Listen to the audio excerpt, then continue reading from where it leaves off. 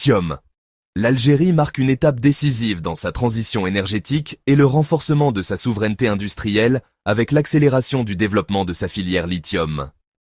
Une réunion de coordination présidée ce jeudi par Mohamed Arkab, ministre d'État, ministre des hydrocarbures et des mines, et son homologue, Mourad Adjal, ministre de l'énergie et des énergies renouvelables, a permis d'examiner les mesures pratiques pour développer ce secteur stratégique. Lors de la réunion, qui a vu la participation de hauts cadres des deux ministères et de leurs entreprises affiliées, le ministre Mohamed Arkab a présenté un état d'avancement détaillé des projets d'exploration minière. Les études de terrain, menées notamment dans les wilayas de Tamanrasset et d'Inghezam en collaboration avec le groupe chinois Ganfeng Lithium, ont révélé des indicateurs prometteurs quant à la présence de cette ressource stratégique ainsi que de plusieurs autres minéraux rares. Cette richesse potentielle est perçue comme un axe majeur dans le processus de transition énergétique nationale et de renforcement de l'autonomie industrielle et technologique de l'Algérie.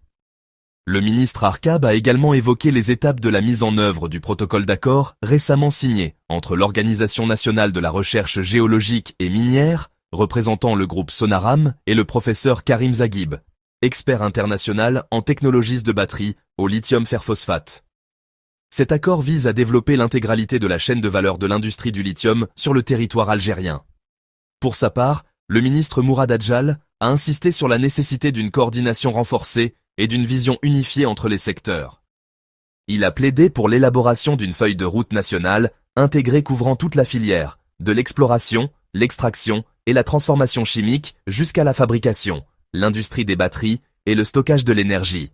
Adjal a également souligné l'importance d'impliquer les compétences nationales et les experts algériens résidant à l'étranger, ainsi que les acteurs industriels, pour bâtir une base scientifique et industrielle solide.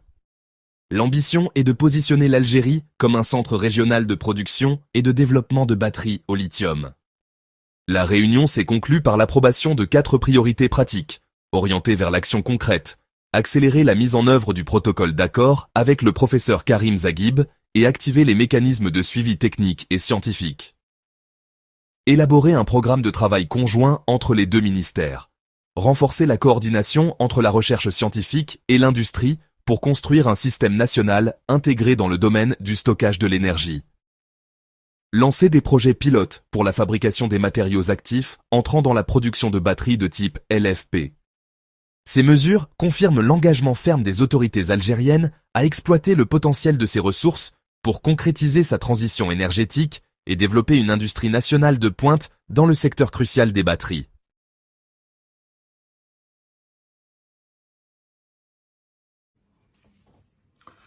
J'espère que vous allez bien, j'espère que vous vous portez bien. Hier, vous avez été très nombreuses et nombreux à suivre notre émission ou nos révélations. Notre émission qui contient de nombreuses et très détaillées révélations sur le scandale caché de madame ou de mademoiselle Ibtissam Hamlaoui, présidente du Croissant Rouge algérien et la femme la plus influente du régime algérien, l'égérie du régime algérien, Miss Ibtissam, la véritable régente d'Alger. Nous avons expliqué avec beaucoup de calme et de pédagogie que l'affaire Ibtissam Hamlaoui, des manipulateurs mal intentionnés, des propagandistes, essayent de détourner ce scandale de sa vocation en tentant de nous faire croire que c'est une affaire de vie privée, de mœurs, de relations extra-conjugales, sulfureuses, qu'une femme aurait entretenues avec certains dirigeants algériens et c'est pour ça qu'elle exerce sur eux une certaine emprise. Ce n'est pas vrai à 100%, en tout cas ce n'est pas la vérité entière. Ibtissam Hamlaoui fait partie d'un réseau d'enrichissement illicite, de corruption, de détournement, de financement qui ont été accordés, de financement public et étranger qui étaient censés être dédiés, qui ont été censés être consacrés à financer des aides humanitaires destinées à certaines catégories de la population algérienne et surtout aux réfugiés ou à la population, aux populations des camps réfugiés sahraouis à Tindouf, dans le sud-ouest algérien. Hier, on vous a expliqué à travers des révélations, encore une fois, détaillées, qui sont vérifiables. Nous avons donné des noms. Qu'en juillet 2023, un scandale avait éclaté où des conteneurs de produits importés exonérés de droits de douane, et donc sur lesquels le Croissant Rouge algérien n'a pas payé le moindre prélèvement fiscal ou la moindre taxe douanière. C'est pour ça que je parle d'exonération douanière. Le Croissant Rouge algérien, il a un énorme avantage. Comme il est une institution prestigieuse et placée directement sous la tutelle à la fois indépendante et liée au gouvernement algérien, et comme c'est une institution qui est spécialisée depuis avant l'indépendance du pays dans le développement des actions de solidarité nationale et internationale et des aides humanitaires au profit des populations confrontées à des catastrophes naturelles, à des sinistres ou à des fléaux sociaux, ou à des grandes privations qui menacent leur dignité, leur pérennité, leur intégrité physique même, le Croissant Rouge algérien, il a la particularité d'avoir le droit d'importer depuis l'étranger un certain nombre de produits ou d'équipements qui lui permettent d'acheminer des aides humanitaires ou de concrétiser ou de réaliser ces actions de solidarité ou de mettre en place des dispositifs d'aide humanitaire. Donc tout ce qui est importé par le Croissant Rouge algérien, il est potentiellement passible d'exonération de droits douaniers. Tu payes rien, tu ramènes de l'étranger un produit, tu l'achètes uniquement à l'étranger ou tu reçois un don depuis l'étranger et tu payes aucun droit de douane et tu l'utilises normalement. Normalement, tu l'utilises uniquement à des fins humanitaires. C'est pas ce qui s'est passé en juillet 2023. Le véritable scandale qui fait trembler Ibtissam Hamlaoui et ses protecteurs. Parce que Ibtissam Hamlaoui, il n'est que la face visible d'un clan mafieux au plus haut sommet du pouvoir algérien qui utilise les budgets et les financements accordés aux aides humanitaires pour s'enrichir illicitement et pour faire des opérations de corruption, de blanchiment d'argent et de détournement d'argent. Ibtissam Hamlaoui n'est que la vitrine. Derrière elle, il y a des conseillers de Tebboune. Il y a même des membres de la famille Tebboune. Et je laisserai l'identité de ces membres de la famille de Tebboune pour la fin de l'émission. Ibtissam Hamlaoui, depuis son arrivée, entre mai 2022 et juillet 2022, nous avons comptabilisé 86 camions de produits importés par le Croissant Rouge algérien. Le Croissant Rouge algérien a importé des produits qui ont été stockés et transportés dans 86 camions. Je dis bien 86 camions.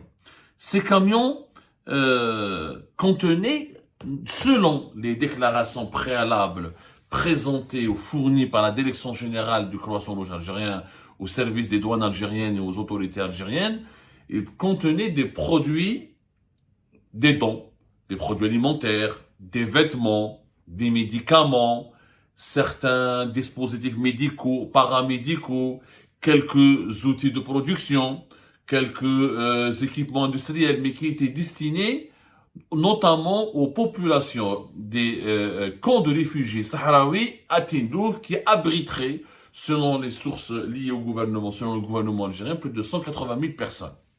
Donc des familles entières qui ont fui leur pays, le Sahara occidental, lorsqu'il y a eu une guerre entre le mouvement de résistance armé, le Front Polisario, et l'armée royale marocaine qui se disputait ce territoire.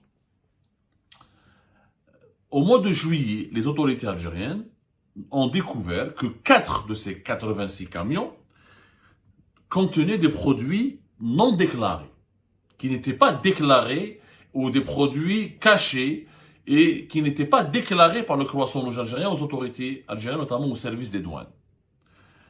Ces 4 conteneurs devaient contenir initialement uniquement des vêtements. Il arrive que depuis, il y a des familles européennes, des associations européennes, des donateurs généraux européens dans les pays européens, dans les pays développés. Ils font de la récolte de vêtements. Des vêtements, des t-shirts, des sous-vêtements, des baskets, des chaussures, des chaussettes, des pantalons. Et que ces dons sont recueillis par des associations humanitaires qui essaie de les envoyer vers les pays où il y a des conflits, où il y a des populations qui sont extrêmement pauvres, qui vivent dans une extrême précarité et qui ont besoin d'assistance humanitaire. C'est le cas des populations des camps réfugiés de Tindouf. Normalement, ces 4 conteneurs devaient contenir des vêtements. Tout type de vêtements. Manteaux, casquettes, pour permettre à la population, aux réfugiés des camps, à la population des camps de réfugiés de pouvoir s'habiller, se vêtir. Lors d'une opération de contrôle, les douaniers et les services accompagnés par les services de sécurité, suite à un signalement qui leur a été parvenu, je ne sais pas l'origine de ce signalement, en tout cas, il y avait une dénonciation qui a permis de perquisitionner ces conteneurs et de découvrir qu'il n'y avait pas que des vêtements, qu'il y avait peu de vêtements et que ces conteneurs contenaient essentiellement des pièces de rechange et des huiles pour les moteurs de voiture. Des produits qui font l'objet d'une pénurie chronique en Algérie, qui sont excessivement chers et excessivement demandés. Ces 4 conteneurs n'ont jamais été destinés, n'ont jamais été acheminés. Les produits de ces conteneurs n'ont pas été intégralement acheminés vers Tindouf, les camps de réfugiés. Hier, on a dit que c'était des pièces de rechange avec la complicité du Croissant Rouge sahraoui et de son patron Yahya Bouhbini. On l'a bien expliqué hier que une fois que le Croissant Rouge algérien fait parvenir supposément ses aides humanitaires, le Croissant Rouge sahraoui, complice avec Ibtissam Hamlaoui et le clan mafieux qui la protège, détourne ses aides, les récupère, ensuite il va alimenter, les redonner ou confier ses produits à la contrebande qui va les revendre sur les marchés informels depuis Tindouf et ensuite les acheminer ou les transférer ou les commercialiser sur des autres plateformes de marché informels dans les différentes wilayas du pays, notamment les wilayas de l'Oranie. Tout cela, on l'a bien expliqué. Aujourd'hui, je vous donnerai, j'essaie dans cette émission de vous donner d'autres détails. Ce n'est que 4 camions parmi les 86. Le doute est donc permis. Quels est-ce que les 82 autres camions qui ont permis au Croissant Rouge algérien de ramener des produits depuis l'étranger, est-ce qu'ils étaient légaux? C'est-à-dire, est-ce qu'ils contenaient des produits qui étaient conformes aux déclarations douanières du Croissant Rouge algérien? Le doute est permis et selon nos sources, aucune opération n'était légale. Le Croissant Rouge, depuis l'arrivée de Tissam Hamlaoui, le Croissant Rouge algérien avait mis en place un subterfuge qui consiste à arnaquer et tromper la vigilance des douanes algériennes en important des produits étrangers et dans les conteneurs il y avait toujours quelques petites quantités de ces produits déclarés, mais en réalité il y avait beaucoup plus de produits prohibés ou des produits interdits aux importations ou des produits non déclarés ou des produits qui font l'objet d'une pénurie chronique et sévère sur les marchés algériens. Le Croissant Rouge sahraoui il est complice puisque ces produits où ils sont stockés dans des dépôts appartenant et gérés par le Croissant Rouge algérien, où une partie de ces produits transférés parce que le Croissant Rouge algérien doit absolument, il fait des communications, il fait des reportages, il convoque la presse, il prend des photos pour justifier la bonne provenance de ces dons humanitaires et le bon usage de ces dons humanitaires. Il doit faire des opérations de communication pour rassurer les donateurs étrangers ou les donateurs nationaux, leur dire, nous vous regardez, on est professionnels, on est vraiment des gens nobles et des gens bienveillants, on est professionnels jusqu'au bout, ce que vous nous donnez comme dons, on les transfère jusqu'au camp de réfugiés. Une fois au niveau des camps de réfugiés, malheureusement, ce n'est pas la population de ces camps qui en profite, puisqu'une partie, elle est détournée, revendue au niveau du marché informel, puisqu'on ne montre pas à la télé les pièces de rechange, etc. On montre quelques vêtements, quelques habits, etc. Ou quelques produits alimentaires, ou quelques médicaments, etc. Les produits déguisés, non déclarés, ou cachés, ou dissimulés dans les conteneurs, à côté de ces dons, de ces produits, de ces aides humanitaires, pour leur part, ils sont détournés, à Alger en partie, mais une deuxième partie à Tindouf, dans les camps de réfugiés, avec la complicité des membres du Front Polisario et du Croissant Rouge sahraoui et de son patron, Yahya Bouhbini, que nous avons cité hier. Quand les services de sécurité ont découvert ces 4 conteneurs, le scandale a éclaté. Une première responsable avait été arrêtée, c'est Ratiba Achour, qui travaille à la direction des relations extérieures ou des opérations extérieures du Croissant Rouge algérien. les opérations de coopération internationale et les opérations extérieures du commerce du Croissant Rouge algérien. Ratiba Achour était le bras droit d'Ibtissam Hamlaoui. Mais par enchantement et par miracle, la justice algérienne et le gouvernement algérien va adopter une stratégie de communication totalement extravagante et choquante. Il va faire croire à la population algérienne à travers la presse algérienne asservie et qui lui est affiliée et qui lui est soumise, qu'il s'agit d'un réseau d'usurpateurs. C'est des trafiquants. Ils ont usurpé l'identité du Croissant Rouge algérien. Ils ont utilisé ses logos, son cachet, etc. pour tromper la vigilance, pour tromper les douanes algériennes et les autorités algériennes et pour amener des produits étrangers importés, frauduleux ou non déclarés. Alors que, je vais vous montrer une photo, c'est un mensonge absolu, il n'y a pas eu le moindre réseau d'usurpateurs, ce sont ou des fonctionnaires, ou des travailleurs, ou des cadres dirigeants du Croissant Rouge algérien, et des collaborateurs d'Ibtissam Hamlaoui, et des acteurs, des contrebandiers, ou des acteurs qui étaient travailleurs des employés algériens qui travaillent au HCR, ou au commissariat des réfugiés qui est présent, qui a ses représentants à Tindouf au niveau des camps de réfugiés, ou des acteurs, des importateurs déguisés, ou des importateurs véreux, etc. Mais je vais vous montrer une photo. La principale tête de ce réseau, Haïlik, Ratiba Achour, Haïlik, la photo. Elle est à côté d'Ibtissam Hamlaoui. La photo est très claire.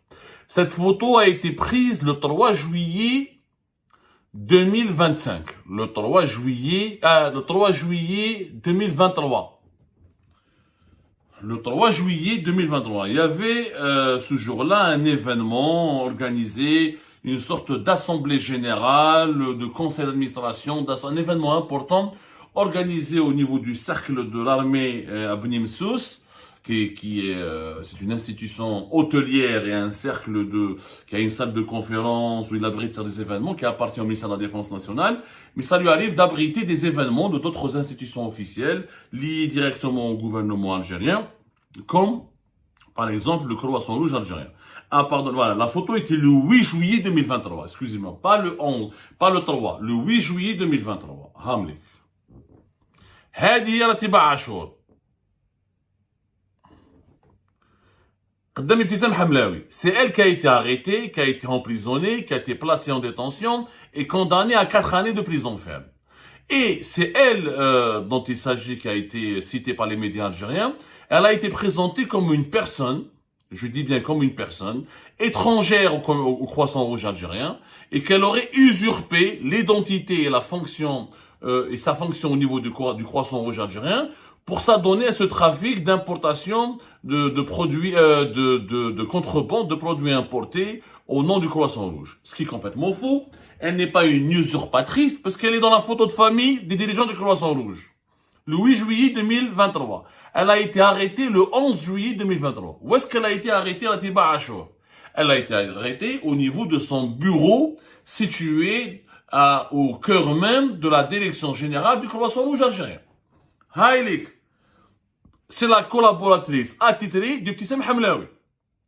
Elle a été arrêtée encore une fois lors d'une descente des services de sécurité dans son bureau au niveau de la direction générale du Croissant Rouge. Comment une personne peut être qualifiée d'usurpatrice et comment dirais-je, et de malhonnête, de trafiquante et de tricheuse, etc.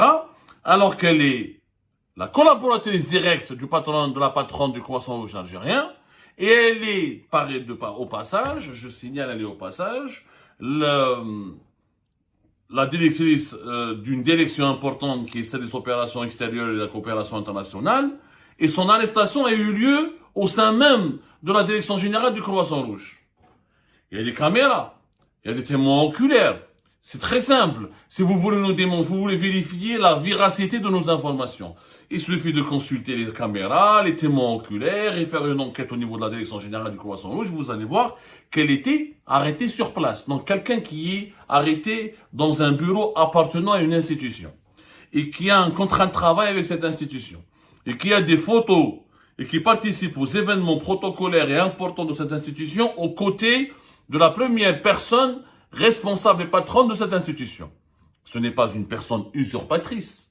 En réalité, comme on vous l'a expliqué hier, quand le scandale avait éclaté, il fallait protéger Ibtissam Hamlaoui. Parce que logiquement, après la Tiba Achour, c'était Ibtissam Hamlaoui, en tant que présidente du Croissant Rouge algérien, qui devait être inquiétée, convoquée, interrogée et éventuellement inculpée. Puisque c'est le Croissant Rouge, en tant qu'institution, qui est engagée dans cette opération frauduleuse d'importation déguisée et de contrebande.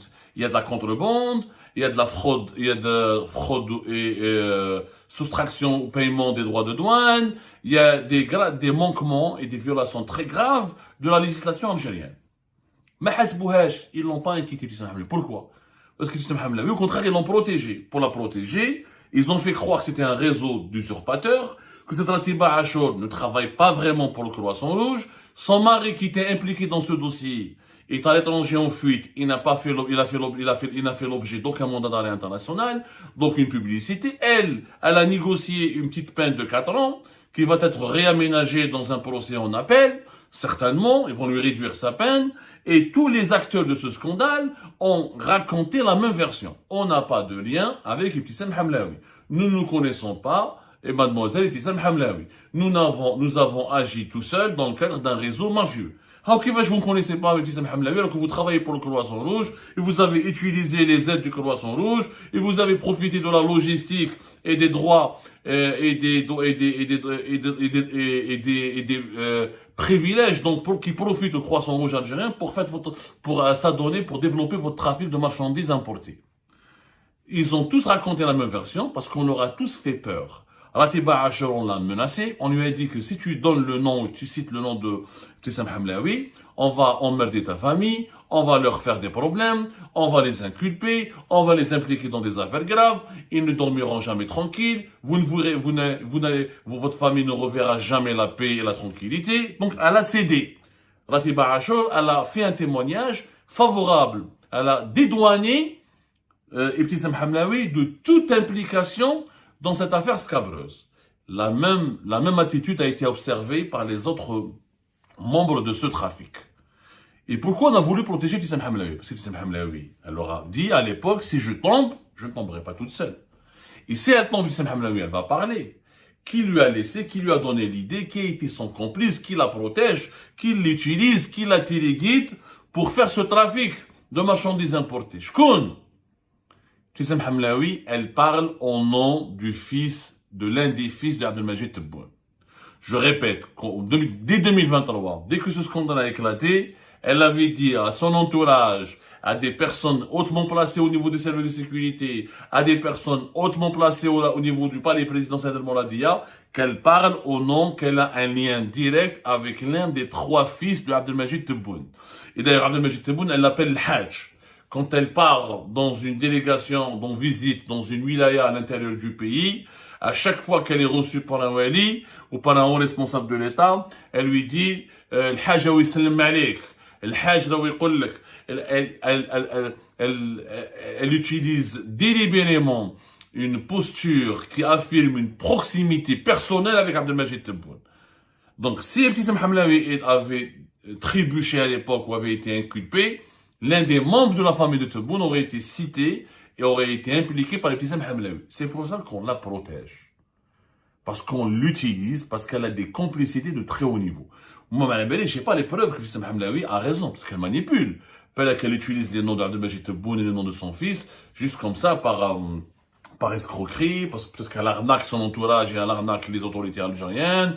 Peut-être qu'elle elle se cache derrière le Abdelmajid Tebboune et l'un de ses fils pour effrayer, pour se protéger, elle l'utilise comme bouclier. Peut-être qu'elle est en train de bluffer. C'est possible. Mais en tout cas, il faut le vérifier. Ça ne coûte rien de le vérifier. Les services secrets algériens peuvent l'arrêter, peuvent la convoquer, peuvent l'auditionner, peuvent faire un rapport et demander au président de la République est-ce que c'est vrai ou pas, l'un de ses fils, est-ce qu'il a une relation avec Ibtissam Hamlaoui, est-ce qu'il y a eu une proximité personnelle, est-ce qu'il y a eu une liaison personnelle entre l'un des membres de la famille de Tebboune avec Ibtissam Hamlaoui. Ça, c'est très facile à vérifier. Sauf que personne n'a envie de le vérifier. C'est ça le problème. Parce que cette personne, elle bénéficie d'une grande impunité. Parce que personne n'a intérêt à ce que Ibtissam Hamlaoui chute, tombe, ou tombe en disgrâce, ou quitte son poste, ou se retrouve emprisonné ou détenu dans le cadre d'un scandale. Personne n'a intérêt. Tout le monde veut la protéger. Tout le monde a intérêt à ce que Ibtissam Hamlaoui ne parle jamais.